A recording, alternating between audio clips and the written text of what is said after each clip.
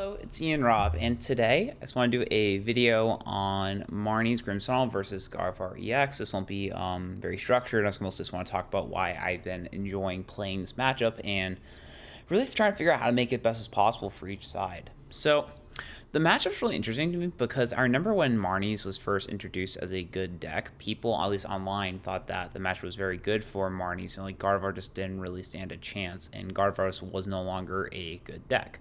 This is not true at all, because the thing about Gardevoir is that there's so many ways to make awkward situations for your opponent. Things like Mind Bend, things like attacking a Screamtail, things like even like Drifloon with Bravery Charms doing a lot of damage. There's a lot that Gardevoir can do to disrupt a deck like Grimsnarl.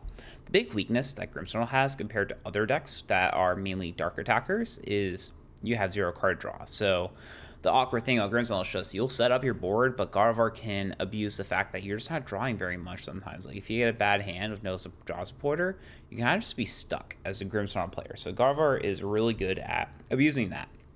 I do believe the matchup's favor for Grimsnarl, but of course there's a lot of counterplay, and I think the cool thing about it is there's a lot of decision making on both sides of the matchup.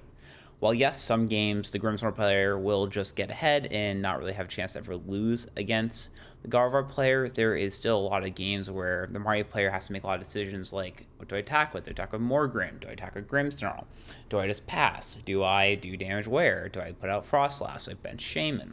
There's just a lot of decisions to be made. So I think that's just very fun playing the matchup, and a lot of card choices like things, even for example in Grimsnarl, like do you play 2 Air Balloon? Do you play 1? Do you play 3 boss? Do you play 4? Do you play 2?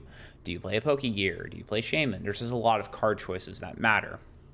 That's also true for Gardevoir. For example, some of the counters I've seen in the past is like Isaiah Bradner and Henry Chow with Turbo Energize plus 4 Monkey Doria NAIC.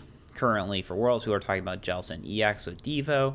One in the past was Klefki plus Devo because Monkey Dory doesn't work if you use Devo, get rid of all their Pokemon, or excuse me, all their Grimmsnarls, and they are stuck with just damage on monkeys. They can't do anything with it if Klefki's inactive. So those are some answers I've seen that people have played, and they all do very different things into Grimsnarls. So I just think there's a lot of deck building choices that you can make to make the matchup better or create a different challenge that the Grimsnarl player may not be prepared for. So it's just a really fun matchup in my mind, and I just love working on deck lists for each of them and trying to make the deck as good as possible against the other. And every time I play the matchup, something else changes because of how different even things like, do you prize 1 Dark Energy, do you prize 0, do you prize 2, as Grimsnarl can change a lot. So I just want to make a quick video about why I really like this matchup and why it's been my favorite to test. Until next time, Ian out. Peace.